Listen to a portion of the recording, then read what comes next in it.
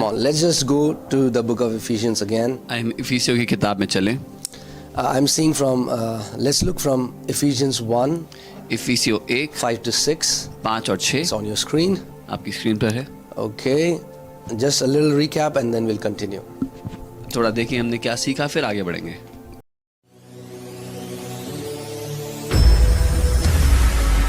We saw how we were predestined to adoption as sons by Jesus Christ. हमने देखा कैसे हम पहले से ठहराए गए कि हम लेपालक किए जाएं मसीह के द्वारा, Which didn't happen according to our good works, but it happened according to the good pleasure of His will. जो कि हमारे अच्छे कामों के द्वारा नहीं हुआ लेकिन परमेश्वर की भली इच्छा के द्वारा हुआ, To the praise of the glory of His grace. उसके अनुग्रह की महिमा की स्तुति के लिए। Yesterday a little bit we saw about the word glory, कल हमने महिमा शब्द के बारे में थोड़ा देखा था, how it was about His nature, about His goodness. कैसे वो उसका स्वभाव, उसकी भलाई को दर्शाता है। And then it says, by which He made us accepted in the beloved. और फिर लिखा है जिसके द्वारा हम उस प्रिय में ग्रहण किए गए हैं। The word accepted in the beloved, He made us accepted in the beloved, is the Greek word karito. ये जो शब्द है उस प्रिय में ग्रहण किए गए, ये शब्द ग्रहण है कैरिटो शब्द यूनानी का, From which we get the word charis, which is the Greek word for grace. जिससे हमें कैरिस शब्द मिलता है जो यूनानी शब्द है अनुग्रह के लिए। The beautiful thing about this Greek word karito is इस कैरिटो शब्द की खूबसूरती ये है that it was used only one another time in the New Testament. कि ये नई नियम में केवल एक दफा और इस्तेमाल हुआ है। So one is here, एक बार यहाँ पर and the another time is in Luke 1:28. और एक बार लूका 1:28 में, When the angel came to Mary जब स्वर्गदूत मरियम के पास आया and he said, "You are highly favored, Mary." और कहा मरियम तुझ पर बड़ा अनुग्रह हुआ And है। that word highly favored, और वो जो शब्द है बड़ा अनुग्रह, highly favored, is the same Greek word karito. वो यही यूनानी शब्द है कैरिटो।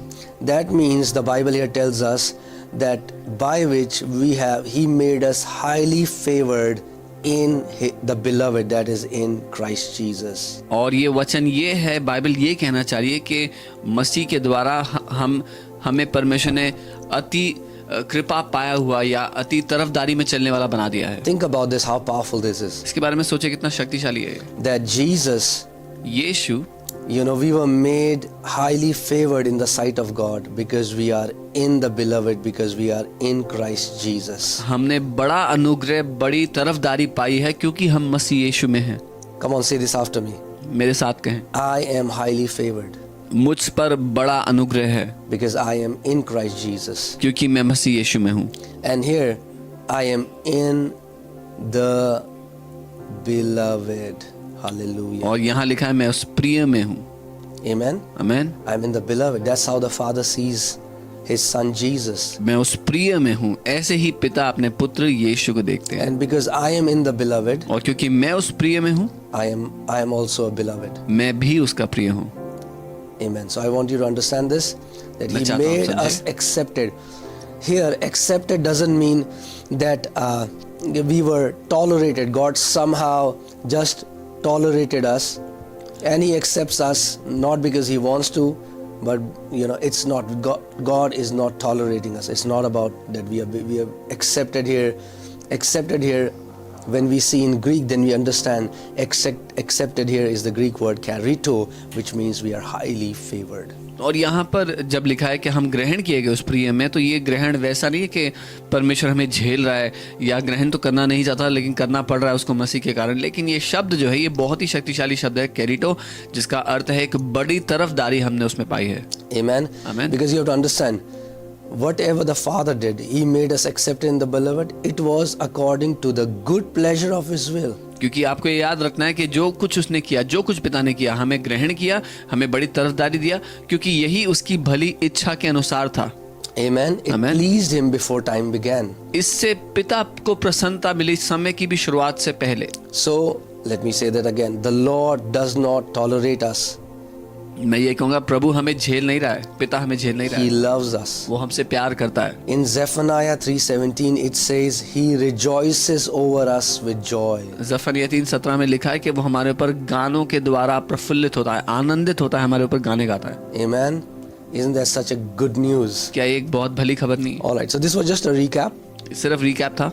Let's go back to the actual verse that we'll be seeing today. अब आज के वचन पर हम चलते हैं जिसको हम देखेंगे। Today we'll be focusing on Ephesians 1:7-9. आज हम ध्यान देंगे इफिसियों 1:7-9 पर। Right, 7 we have already seen yesterday. 7 हमने कल देखा था। In him we have redemption through his blood. We saw this yesterday. उसमें उसके द्वारा हमें छुटकारा मिला अर्थात उसके लहू से, ये हमने कल देखा था। I told you the 4 things that we have been redeemed yesterday. मैंने आपको कल बताया था वो 4 चीजें जिससे हमें छुटकारा मिला है। Right, the forgiveness of sins पापों की क्षमा, according to the riches of his grace. उसके अनुग्रह के धन के अनुसार। Isn't that so beautiful? क्या ये अद्भुत नहीं है? That Paul was saying that we receive the forgiveness according to the riches of his grace. पौलुस कह रहा था हमें जो माफी मिली है उसके अनुग्रह के धन की बहुतायत के अनुसार Not मिली है। according to the intensity of our saying sorry. हमारे क्षमा मांगने की गंभीरता के द्वारा नहीं। Some people think God has forgiven me because I shed my tears and it is because of the intensity of my repentance. कुछ लोगों को लगता है कि मैंने परमेश्वर से सॉरी बोला था, माफी मांगी थी, आंसू बहाए थे, बड़ी जोर से उससे मैंने बड़ी गंभीरता से माफी मांगी थी, इसलिए परमेश्वर ने मुझे माफ किया। No, but here the Bible ji says नहीं। the forgiveness of sins is according to the riches of his grace. Bible कहती है जो पापों की क्षमा हमें मिली है उसके अनुग्रह के धन की बहुतायत के अनुसार मिली है। That means there is nothing that we could have done to obtain forgiveness except only if because God foreordained it. इसका मतलब हम ऐसा कुछ भी नहीं कर सकते थे कि हम उससे माफी पा सकते, उससे क्षमा पा सकते, केवल जो पहले से उसने अनुग्रह हमारे ऊपर ठहरा दिया, जो दया हमारे ऊपर ठहरा दी, उसकी वजह से हमें माफी मिली है। Amen. And that's why we can only receive forgiveness as a gift through faith in Christ Jesus. इसीलिए हम उस माफी को, उस क्षमा को केवल एक गिफ्ट, एक दान की तरह ही ले सकते हैं मसीह यीशु में। That's why the Bible says in Ephesians 2:8 that we have been saved इसीलिए इफिसियों 2:8 में वचन कहता है by grace कि हम बचाए गए हैं अनुग्रह से through faith. विश्वास के द्वारा, And it is not of ourselves, it is a gift of God. और ये हमारे खुद के कामों की वजह से नहीं है, परमेश्वर की ओर से दान है, So that no man can boast. ताकि कोई भी मनुष्य घमंड ना कर सके। See, Apostle Paul is trying to explain it that we cannot boast in this redemption that God did for mankind. Apostle Paul ये बताना चाहते हैं कि हम घमंड नहीं ले सकते, घमंड नहीं कर सकते, ये जो छुटकारा परमेश्वर ने मनुष्य जाति को दिया है उसमें God foreordained it. God predestined it. परमेश्वर ने ये पहले से ही ठहरा दिया था, हमारे शुरू होने से, समय शुरू होने से पहले, Before time began. इससे पहले कि समय शुरू होता। Amen. And it happened according to the riches of his grace, और ये उसके अनुग्रह के धन के अनुसार हुआ है, which he made to abound towards us. जो उसने बहुतायत से हमारे ऊपर न्यौछावर कर दिया। This word abound comes from the Greek word perisio. ये जो यूनानी शब्द है बहुतायत के पीछे वो शब्द है पेरिसियो, Perisio, which means in excess. जिसका अर्थ है सीमा से ज्यादा, हद से ज्यादा। It means to superabound. इसका मतलब है जरूरत से बहुत ज्यादा बढ़ चढ़कर। Okay, so the grace that God extended towards us, it was not, barely what we needed. That grace superabounded. It happened in excess. जो अनुग्रह पिता ने हमें दिया है, हमारे ऊपर न्यौछावर किया है, वो उतना नहीं जितने की हमें जरूरत थी, पर हमारी जरूरत से बहुत ही ज्यादा बढ़ चढ़कर बहुतायत से दिया है। Amen. That means think about this.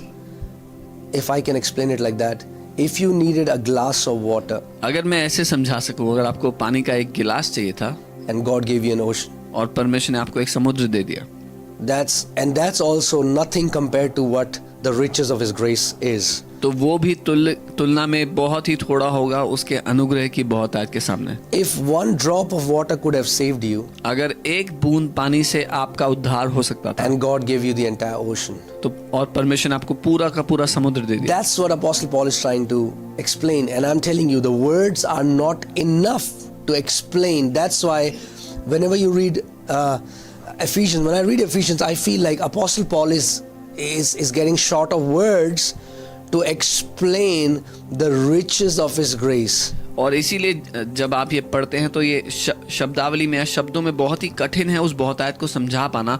जब मैं इफिसियों पढ़ता मुझे लगता है कि पौलुस प्रेरित है वो जूझ रहे थे शब्दों के कारण, क्योंकि वो बहुतायत को कैसे बता सकते हैं उन शब्दों में। That's why he says in the coming ages God will reveal his grace. In the coming thousands upon thousands of years it will take us to understand, to comprehend, to fully comprehend and to respond in the like manner. इसीलिए वो कहते हैं कि आने वाले समयों में, आने वाले युगों में हजारों सालों लग जाएंगे उसके अनुग्रह को समझने में।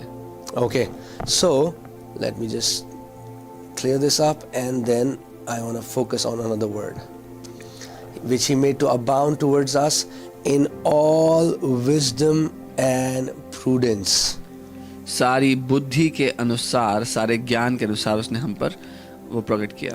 Having made known to us the mystery of his will, अपने इच्छा का भेद हम पर उसने दर्शाया, according to his good pleasure. अपने भले आनंद के अनुसार। Can you see how many times Apostle Paul repeats the same thing? आप देख सकते हैं कितनी बार यहाँ पर वो भली इच्छा, भला आनंद कहते Pay attention here. He says according to his good pleasure. हैं। वो कहते हैं उनके भले आनंद के We द्वारा। just saw that in verse 5 to 6. हमने वर्ष 5 और 6 में भी देखा था। Again, let me just focus it here.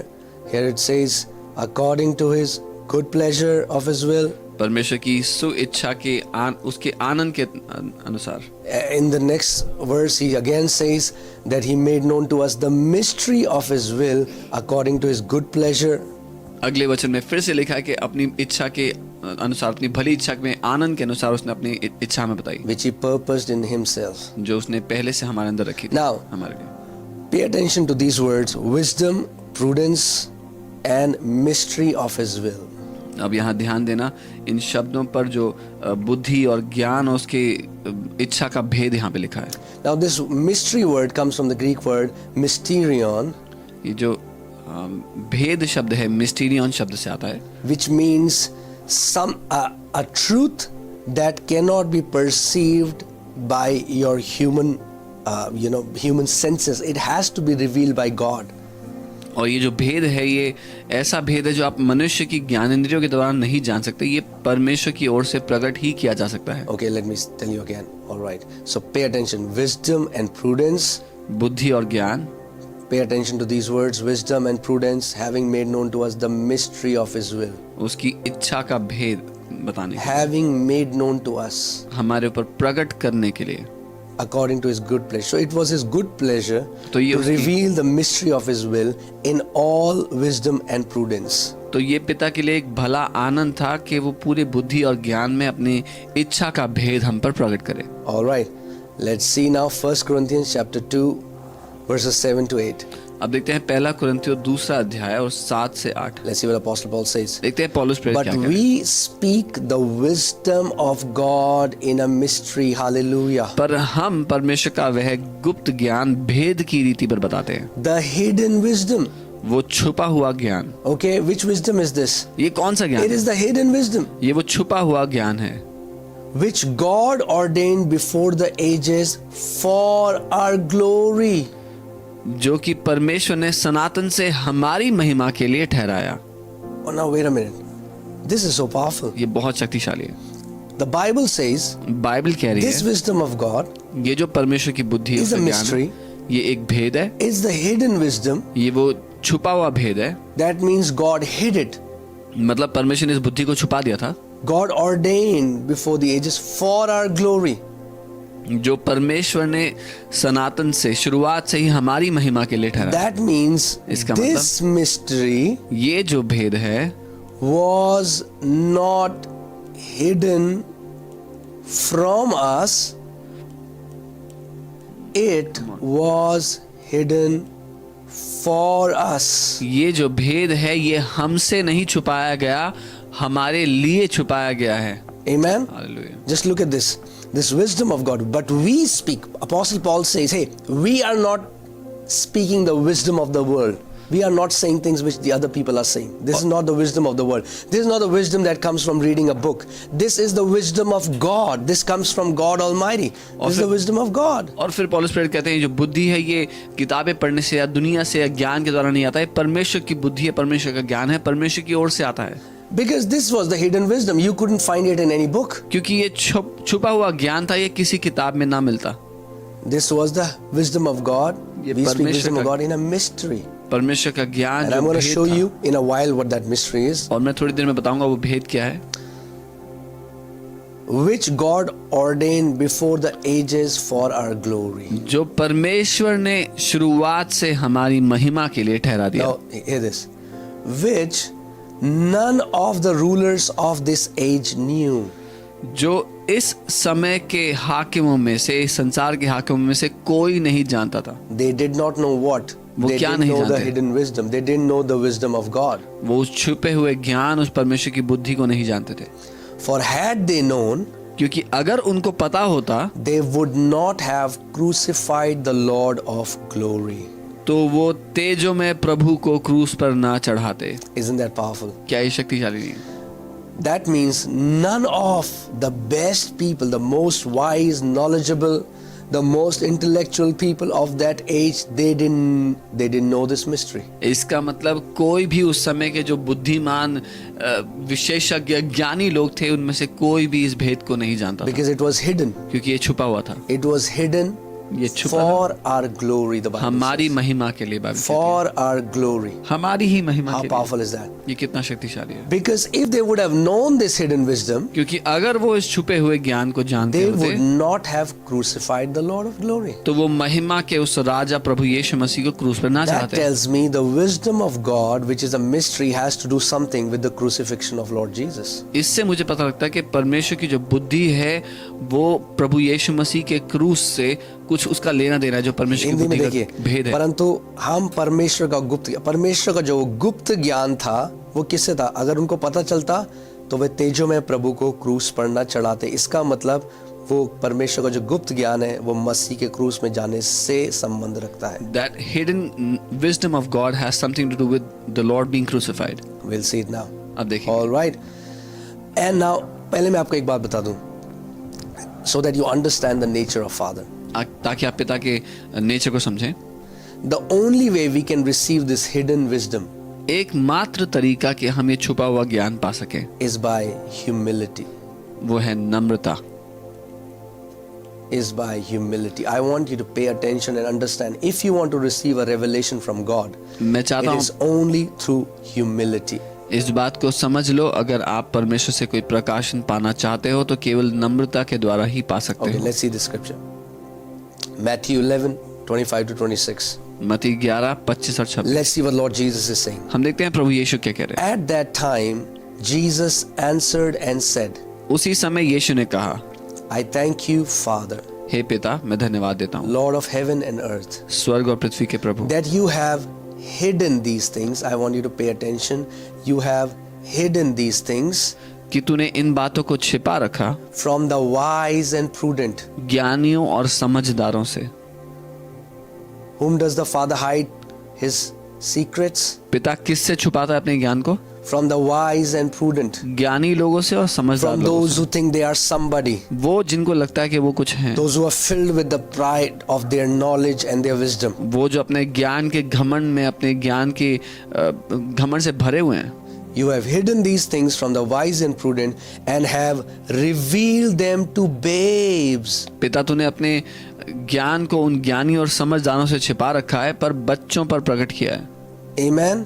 यहाँ पे babes are not babes in spiritual understanding. They are babes in their heart. They are not childish. They are childlike. यहाँ पर जो बच्चे लिखा है वो आत्मिक डील डॉल में बच्चे नहीं, लेकिन अपने दिल के रवैये में बच्चों की तरह हैं। That means they are those who are humble. मतलब वो जो नम्र हैं, They are teachable. वो सीखने के लिए इच्छुक हैं और तैयार हैं। they can go low, वो झुक कर चलना जानते हैं। you know, they can submit themselves. वो अपने आप को समर्पित कर सकते हैं। These are the people. ये वो लोग हैं। Even so, Father, for so it seemed good in your sight. क्योंकि पिता ये तेरी दृष्टि में भाया। Let me say that again. मैं All right, दोबारा कहूँगा। let's see this scripture again. It's so powerful scripture. When I read it first time, I was like, wow, Father, I want to be a babe when I come in your presence. I never want to come before your throne like somebody wise or prudent. जब मैंने पढ़ा मैं बहुत ही उत्साहित हो गया कि पिता मैं जब भी तेरी उपस्थिति में आता हूँ एक बच्चे की तरह आना चाहता हूँ, एक ज्ञानी एक समझदार की तरह नहीं।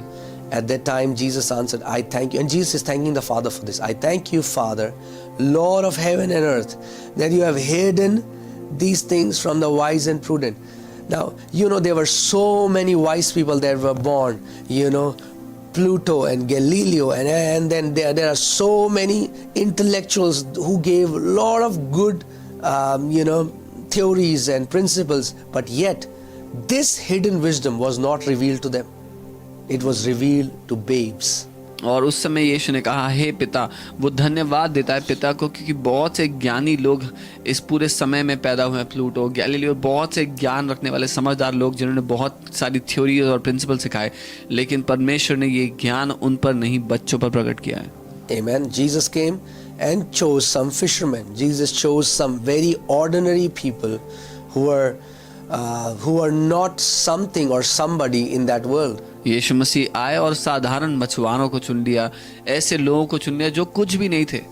Amen. हिंदी में बहुत अच्छा लिखा है, तूने इन बातों को ज्ञानियों और समझदारों से छिपा रखा है। You have hidden these things from the wise and the prudent ज्ञानी और समझदार और बालकों पर प्रकट किया है। and revealed it to babes. Hallelujah. हाँ हे पिता, क्योंकि तुझे ये अच्छा लगा। Because this is what pleased you, Father. All right, so I think I have just laid a right foundation so that you understand that revelation, true revelation, comes to those who are humble. तो मैंने नींव रखी है कि जो सच्चा प्रकाशन है उनके पास आता है जो नम्र है। Those who are childlike, not childish. Childish means spiritually you are a babe. Now this is not talking about a spiritual babe. This is talking about in your heart you are childlike. वो जो बच्चों के जैसे हैं, वो ये नहीं कह रहा कि आप आत्मिक रूप से बच्चे हैं, पर आपके दिल का जो रवैया है वो एक बच्चे की जैसा है। Amen. All right. Now let's see what that hidden mystery was. अब देखते हैं वो छुपा हुआ भेद क्या था। 1 Corinthians 1:18 to 19. पहला कुरिन्थियों 1 उसका 18 और 19। For the message of the cross is foolishness to those who are perishing. क्योंकि क्रूस की कथा नाश होने वालों के लिए मूर्खता है। Again, let me say that. For the message of cross is foolishness to those who are perishing. क्रूस का जो संदेश है वो नाश होने वालों के लिए मूर्खता है। Why is it foolishness? क्यों मूर्खता है? Because they are very wise in the earthly standard. क्योंकि पृथ्वी के रूप से देखा जाए तो वो बहुत ही बुद्धिमान लोग हैं। And because this hidden wisdom, it sounds foolishness to the wise people. क्योंकि ये छुपा हुआ भेद ज्ञानी लोगों को मूर्खता लगता है। Let's read, continue. But to us who are being saved, it is the power of God. परंतु हम उद्धार पाने वालों के लिए परमेश्वर का सामर्थ्य है। Remember, Jesus said, the Spirit of the Lord God is upon me because He has anointed me to preach the gospel to the poor. And when it says poor, it means poor in spirit. Blessed are you if you are poor in spirit. That poor in spirit means that you are humble. So gospel will only be received by those who are humble. याद है यीशु ने कहा था परमेश्वर का आत्मा मेरे ऊपर है, उसने मेरा अभिषेक किया कि मैं गरीबों को सुसमाचार सुनाऊं। वो जो गरीब शब्द है वो आत्मा में गरीबों को, वचन कहता है धन्य हो तुम अगर तुम गरीब हो। अगर वो मन में गरीब की बात करता है, वो लोग जो नम्र हैं, सुसमाचार केवल उन्हीं के लिए है जो नम्र हैं। Amen.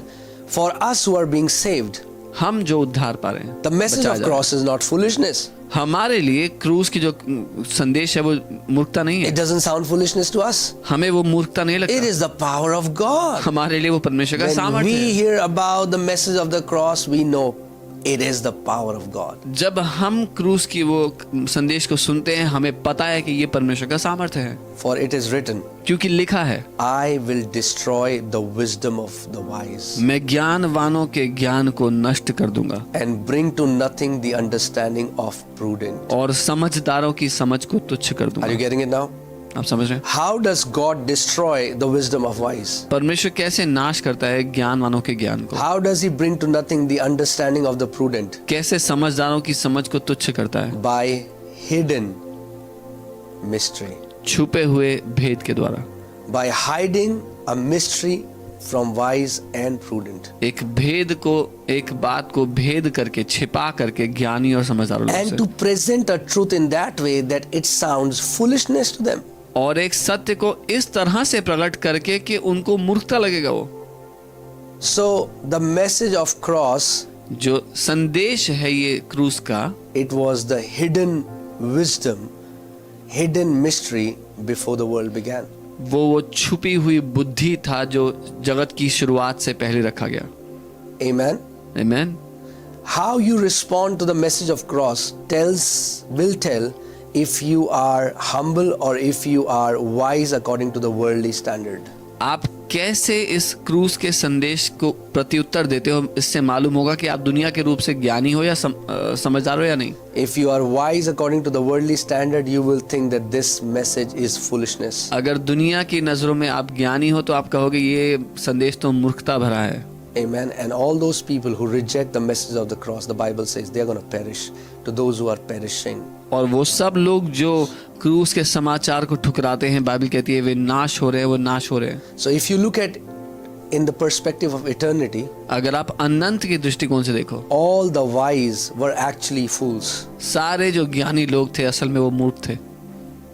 They sounded wise, वो सुनाई देते थे कि वो ज्ञानी they हैं, looked wise, वो दिखाई देते थे कि वो ज्ञानी हैं, but because of this earthly wisdom, they पर- rejected the hidden mystery of the gospel. इस दुनियावी ज्ञान के कारण उन्होंने परमेश्वर के छिपे हुए भेद को ठुकरा दिया। Amen. आमीन। Man, that's why when Bible says God has chosen the fools, you will lift up and you will jump and you will dance. You will say, "Yes, Lord, I'm a fool." Because being a fool in this world, I actually became wise in your sight, and you revealed the hidden mystery to me. इसीलिए वचन कहता है कि उसने इस जगत के मूर्खों को चुन लिया। जब आप ये सुनोगे तो आप तो आनंदित होकर चिल्लाओगे, धन्यवाद प्रभु कि मैं मूर्ख था तेरी नजरों में, तूने मुझे चुन लिया इस भेद को मुझ पर प्रकट करने के लिए। तेरी नजरों में नहीं, दुनिया की नजरों में। दुनिया की नजरों में मैं Because the मूर्ख था। Bible says, "In flesh many of you were not noble. In flesh many of you were fools." Bible कहती है तुम में से बहुत से शारीरिक रूप से ज्ञानवान नहीं थे, मगर जो ज्ञानवान है, हिंदी में देखिए क्या लिखा, मैं ज्ञानवानों के ज्ञान को नष्ट कर दूंगा। but he says I will destroy the knowledge of the मैं समझदारों की wise. समझ को तुच्छ कर दूंगा। I will bring to nothing the understanding of the wise. All right, let's go further.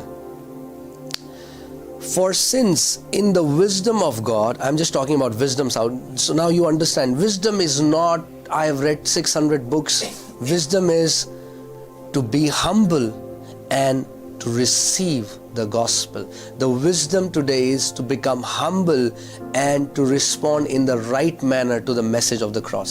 ज्ञान या बुद्धि, ये नहीं कि मैंने 600 किताबें पढ़ी है, लेकिन ज्ञान या बुद्धि असल में ये है कि मैंने परमेश्वर के उस भेद को, परमेश्वर के संदेश को ग्रहण कर लिया है, मैंने नम्रता से उसको ग्रहण कर लिया है। For since in the wisdom of God, the world through wisdom did not know God. क्योंकि जब परमेश्वर के ज्ञान के अनुसार संसार ने ज्ञान से परमेश्वर को ना जाना। Hear this, let's pay attention. The world ध्यान through देना। wisdom did not know God. संसार ने ज्ञान के द्वारा परमेश्वर को ना जाना। That Bible tells us you cannot know God through wisdom. Bible हमें ये बता रही है कि ज्ञान के द्वारा आप परमेश्वर को नहीं जान सकते। Now, hear this. This is beautiful. सुनिए, खूबसूरत है। For it pleased God क्योंकि परमेश्वर को ये अच्छा लगा through the foolishness of the message preached to save those who believe. कि इस प्रकार की मूर्खता भरे संदेश के द्वारा विश्वास करने वालों को उद्धार दे। It pleased God इससे ये परमेश्वर को अच्छा लगा that through the foolishness of the message preached to save those who believe. कि प्रचार की मूर्खता के द्वारा विश्वास करने वालों को उद्धार How they. does God save today? परमेश्वर आज कैसे उद्धार देता है? He saves through the foolishness of the preaching. वो प्रचार की मूर्खता के द्वारा उद्धार देता है। Amen. And that's why even there are many Christians who will come to church, but they are so wise, and because of that earthly wisdom that they have, because they have intellectuals when they walk into the church, because they have read some books, what happens when they hear the preaching, they despise it, and what happens through that, they separate themselves from the grace that was abounding towards them. और आज बहुत से ऐसे लोग हैं जो church आते हैं, विश्वासी हैं, क्रिश्चियंस हैं, लेकिन वो बहुत ही ज्ञानवान हैं, ज्ञान से भरे हुए हैं। तो जब वो चर्च आते भी हैं और संदेश सुनते हैं तो अपने ज्ञान के अनुसार उसको तोलते हैं, और क्योंकि वो अपने ज्ञान से उसको तोलते हैं, नापते हैं, तो परमेश्वर का जो संदेश है उससे चूक जाते हैं और संदेश के पीछे जो अनुग्रह था उससे वंचित रह जाते हैं। Amen. So through the foolishness of the message preached to save those who believe. उस प्रचार की मूर्खता के द्वारा विश्वास करने वालों को उद्धार दे। All right. For Jews request a sign, यहूदी तो चिन्ह चाहते हैं and Greeks seek after wisdom. और यूनानी ज्ञान की खोज में हैं। But we preach Christ crucified. पर हम तो उस क्रूस पर चढ़ाए हुए मसीह यीशु का प्रचार करते Okay. हैं। For Jews, yes, it's Jews and Greeks, but if you see the scripture for today, the Jews can also represent the religious people, and the Greek can represent the intellectual people. हाँ, यहाँ पर यहूदी और यूनानी लिखा है, लेकिन अगर आज के दुनिया के हिसाब से देखोगे तो यहूदी जो है वो धार्मिक लोगों को दर्शा सकता है और यूनानी जो है वो ज्ञानी लोगों को दर्शा सकता है। So when you tell the religious people are looking for a sign from God, जो धार्मिक लोग हैं वो चिन्ह तलाश रहे हैं परमेश्वर से, and the intellectuals are going after the wisdom.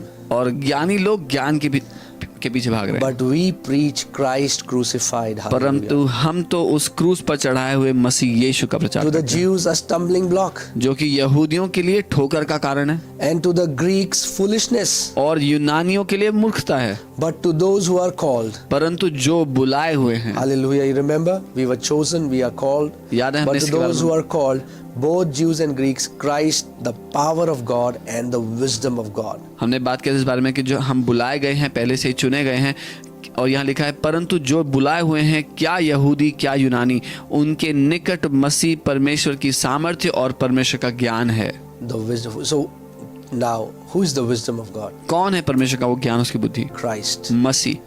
Christ, the power of God मसीह परमेश्वर का ज्ञान है and the wisdom of God. और परमेश्वर की So बुद्धि है। wisdom is a person. वो जो बुद्धि, वो ज्ञान है, वो एक व्यक्ति है। Wisdom is a person. बुद्धि एक व्यक्ति है। When you read the book of Proverbs and it says the wisdom says this, the wisdom screams that wisdom is a person and his name is Jesus Christ. जब आप नीति वचन की किताब पढ़ते हो तो उसमें लिखा है कि बुद्धि ये कहती है, बुद्धि ये कहती है। वो जो बुद्धि है वो एक व्यक्ति है जिसका नाम यीशु मसीह है। Amen. आमीन। Isn't that beautiful? क्या है खूबसूरत नहीं? That praise God. I mean, like how when you understand the gospel, I just that's why Paul says, I bow my knees before the Father. You feel like bowing your knees. You feel like prostrating before God. You feel like giving Him a million thanks. That Father, thank you so much. What would have happened if I would have not responded to the message, to the wisdom of God that was hidden? What would have happened? I would have perished. इसीलिए पौलुस प्रेरित कहते हैं कि मैं अपने घुटनों पर आता हूँ परमेश्वर के सामने। आप नतमस्तक हो जाएंगे जब आप सुसमाचार को समझेंगे, क्योंकि आप जान लेंगे कि क्या हुआ होता अगर आपने सुसमाचार के संदेश को प्रत्युत्तर ना दिया होता। हम नाश हो जाते। And it didn't happen because of us.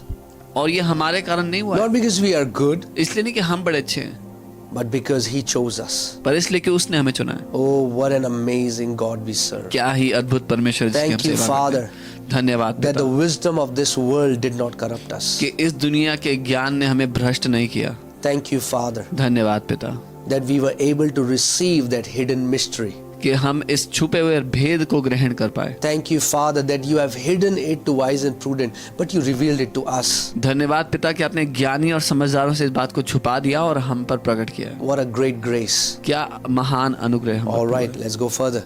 हम आगे चढ़ते हैं। Okay. But of Him you are in Christ Jesus.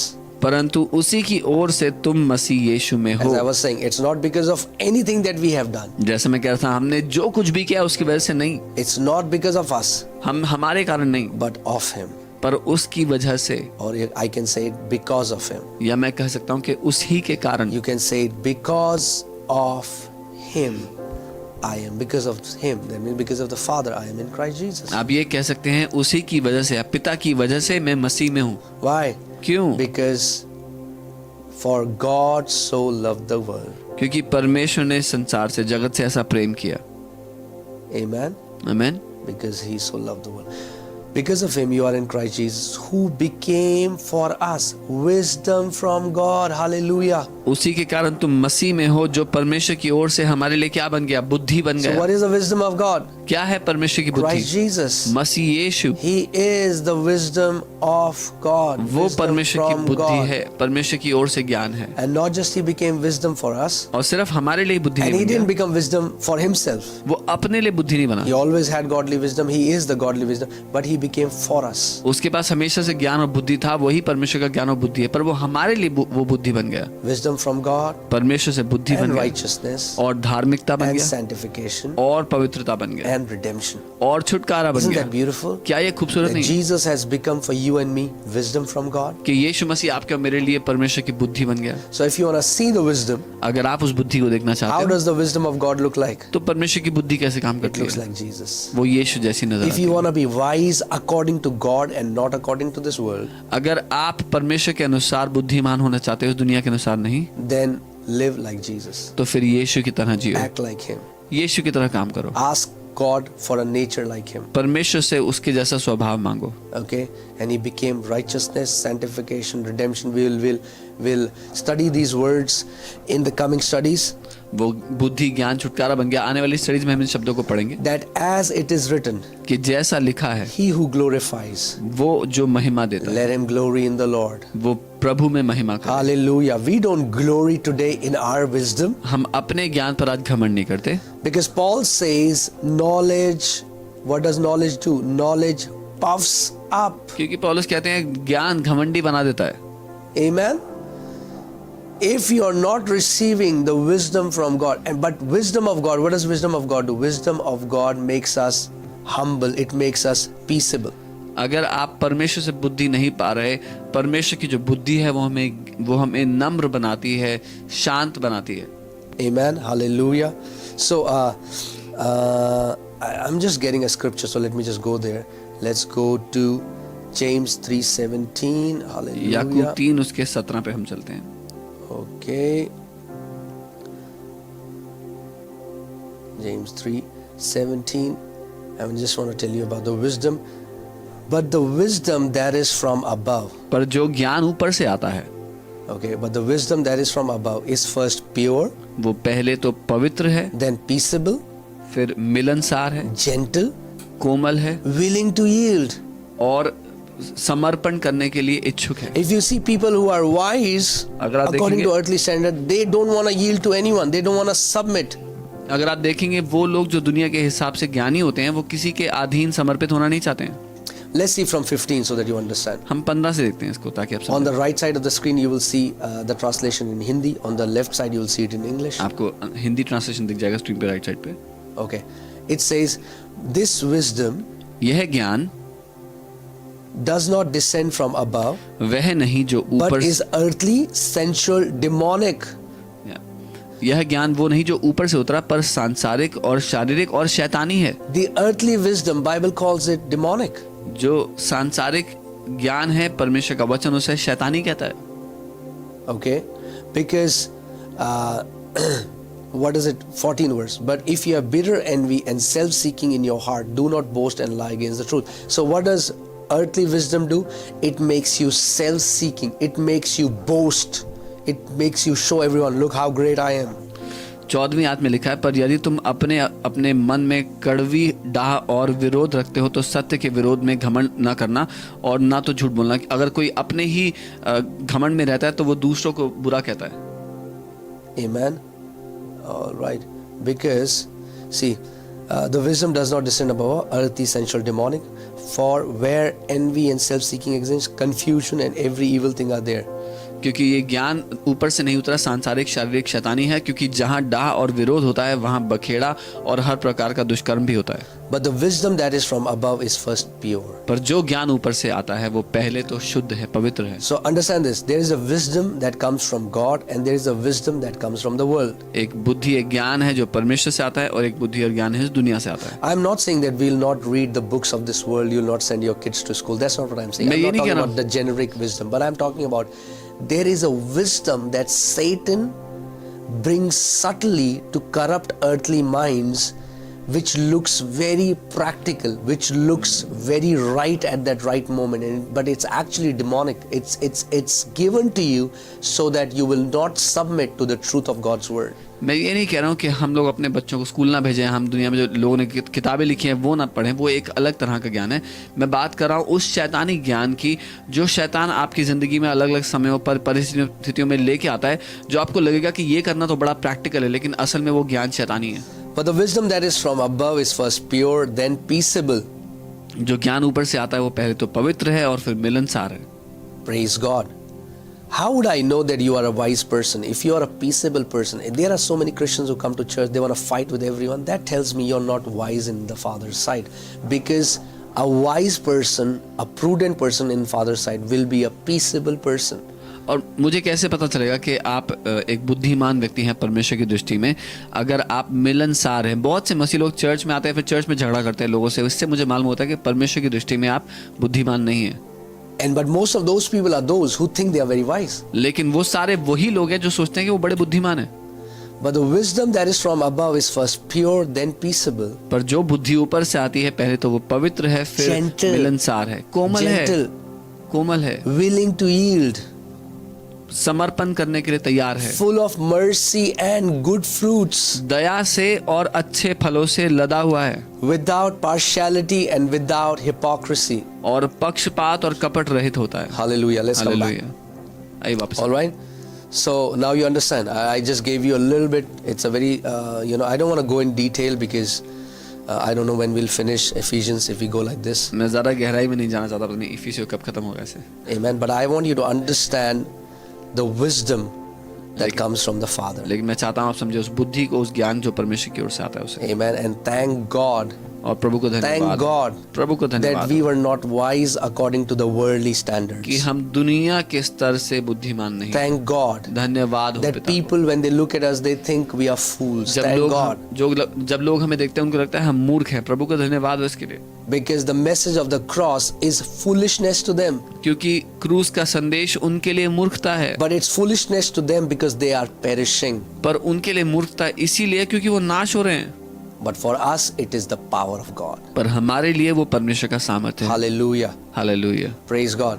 प्रभु की But स्तुति हो। do you know the amazing thing is अद्भुत बात now है, not only Christ became wisdom for us, अब सिर्फ इतना नहीं कि मसीह हमारे लिए बुद्धि not बन only गया, this wisdom was hidden for our glory. सिर्फ इतना नहीं कि हमारे लिए बुद्धि छुपी हुई थी हमारी Now let's महिमा see. के लिए। Ephesians 3:10. Do you know that now as the church we will reveal the manifold wisdom of God even to the principalities and powers, to the angelic beings. पर अब आप जानते हो कि हम जो उसकी कलीसिया हैं, हम उस बुद्धि को प्रकट करेंगे यहाँ तक कि प्रधानता और हाकिमों के लिए, अधिकारियों के लिए भी। Let's see Ephesians 3:10 to 11. इफिसियों 3:10 To the intent that now the manifold wisdom of God, hallelujah, ताकि परमेश्वर का विभिन्न प्रकार का ज्ञान, manifold wisdom of God परमेश्वर का विभिन्न प्रकार का ज्ञान might be made known प्रकट हो सके by the church. कलीसिया के द्वारा। Oh, hallelujah. So now who has become the custodian of the manifold wisdom of God? तो अब कौन उसका भंडारी या उसको संभालने वाला बन गया परमेश्वर के बहुत तरह के ज्ञान का? कलीसिया। The church today is the custodian of the manifold wisdom of God. आज कलीसिया परमेश्वर के विभिन्न प्रकार के ज्ञानों का प्रतिनिधि या उसको लेकर चलने वाला है। Not only that, इतना ही नहीं, the church will now reveal the manifold wisdom of God to the principalities and powers in the heavenly places. अब कलीसिया परमेश्वर के विभिन्न प्रकार के ज्ञान को उन प्रधानताओं और अधिकारियों पर जो स्वर्गीय स्थानों में है उन पर प्रकट And करेंगे। it happens, or it is happening according to the eternal purpose which He has accomplished in Christ Jesus our Lord. और ये हो रहा है या होता है उस सनातन, उस अनंत की इच्छा के अनुसार जो उसने हमारे प्रभु यीशु मसीह में की थी। Praise God. That प्रभु को means धन्यवाद हो। the church which looks foolish to the world, इसका मतलब चर्च जो दुनिया को मूर्ख दिखाई देती है, the same church वही चर्च in God's sight परमेश्वर की has दृष्टि में, become the custodian of the manifold wisdom of God. वो परमेश्वर की दृष्टि में परमेश्वर के बहु ज्ञान का भंडारी बन गया है। And these principalities and powers और ये प्रधान और अधिकारी that corrupted human beings for ages, जो बहुत समयों से मनुष्य जाति को भ्रष्ट करते आए, even they will see the wisdom of God through the church. Hallelujah. वो भी परमेश्वर के उस बहु ज्ञान को कलीसिया के द्वारा देखेंगे। Isn't that so beautiful? क्या ये कितना खूबसूरत नहीं है? When they will, because this hidden wisdom, ये जो because छुपा हुआ this ज्ञान था, mystery, it was hidden. ये रहस्य जो छुपा हुआ था, It was hidden wisdom, even hidden from principalities and powers. उन प्रधानों और हाकिमों से भी छुपा हुआ था। Hallelujah. Hallelujah. But today, पर आज they will see the manifold wisdom of God by the church. वो भी परमेश्वर के इस विभिन्न तरह के ज्ञान को देखेंगे कलीसिया के द्वारा, And they will be amazed और वो हैरान होंगे when they'll understand the eternal purpose of God. जब वो समझेंगे परमेश्वर के उस अनंत के मकसद को। They'll be blown away. They'll be like, oh my God, what is this church? वो हैरान हो जाएंगे, कहेंगे क्या है ये कलीसिया। I'll not go there because that's a different subject. But do you know the Bible says we are going to judge angels? मैं वहां नहीं जाऊंगा, एक अलग विषय पर। क्या आप जानते हैं बाइबल कहती है हम स्वर्गदूतों का न्याय Many करेंगे। Christians have no idea how powerful the church is. बहुत से मसीहों को कोई आइडिया नहीं कि चर्च कितना Think शक्तिशाली about है। this. There a time is coming we're going to judge the angels. सोचो एक समय आ रहा है जब हम स्वर्गदूतों का न्याय करेंगे। But that's all right. That's we'll go there somewhere else, sometime दिन else. और जाएंगे। All right. So these principalities and powers, ये जो प्रधान और अधिकारी हैं, these principalities and powers, ये प्रधान और अधिकारी, they're gonna. It might be made known. They're gonna learn the manifold wisdom of God by the church. Hallelujah. वो परमेश्वर के उस बहु ज्ञान को समझेंगे कलीसिया के द्वारा। Praise God. Isn't that beautiful? क्या ये खूबसूरत That है God hid this mystery from the wise and prudent, but revealed them to people who are humble. कि परमेश्वर ने ये ज्ञान, ये बुद्धि दुनिया के ज्ञानवानों और समझदारों से छुपा दी और उन पर जो नम्र हैं उन पर प्रकट कर दी। Amen. Hallelujah. Who are these principalities and powers? कौन है ये प्रधानताएं और अधिकारी? These are the same principalities and powers you're wrestling with. ये वही प्रधानता है, वही अधिकारी जिनसे आपका मलयुद्ध होता है। Ephesians 6:12. इफिसियों 6:12। For we do not wrestle against flesh and blood, क्योंकि हम लहू और मांस के खिलाफ मलयुद्ध but नहीं करते, against principalities and powers परंतु प्रधानों और अधिकारियों से in the heavenly places. जो स्वर्गीय स्थानों में है। Okay, come here. Principalities and powers in the heavenly places. प्रधान और अधिकारी जो स्वर्गीय स्थानों में है, It's the same thing. Principalities and powers in the heavenly places. ये वही है जो वहां लिखा था। So we are प्रधान अधिकारी। wrestling against these principalities and powers. हम इन्हीं प्रधान अधिकारियों के खिलाफ मलयुद्ध These कर रहे हैं। are demonic beings. ये वो शैतान के एजेंट्स हैं, डेमोनिक बीइंग्स हैं। But God will manifest His glory through the church to these principalities and powers. लेकिन परमेश्वर अपने उस बहु ज्ञान को इन पर भी प्रकट करेगा। They are going to see the manifold wisdom of God. वो देखेंगे परमेश्वर के बहुत तरह के ज्ञान को। Amen. Amen. And that's so powerful. और ये बहुत If you शक्तिशाली है। understand how glorious the gospel is, अगर आप समझ सके सुसमाचार कितना महिमा से भरा हुआ if है, you understand what Lord Jesus Christ did for you and me, अगर आप समझ सकते हैं कि प्रभु यीशु मसीह ने आपके और मेरे लिए क्या किया this है, mystery ये भेद which was hidden from ages and generations जो शुरुआत से युगों से छुपा हुआ has था, now been revealed to us. अब हम पर प्रकट किया गया है। Amen. So Amen. you understand, as a church, we just don't gather. It's not just a physical gathering. There is a good pleasure of God's intent, because through the church, He's gonna manifest His manifold wisdom to all the cosmos, to all the spiritual beings. So church जो है वो केवल एक meeting नहीं जहाँ पर हम इकट्ठा होते हैं, लेकिन ये परमेश्वर की सुइच्छा, परमेश्वर की भली इच्छा के अनुसार है, जिसके द्वारा वो अपनी बुद्धि को, अपने भेदों को प्रकट करेगा आने वाले समयों में सारी प्रधानताओं पर, हर तरह के हाकिमों पर। All right.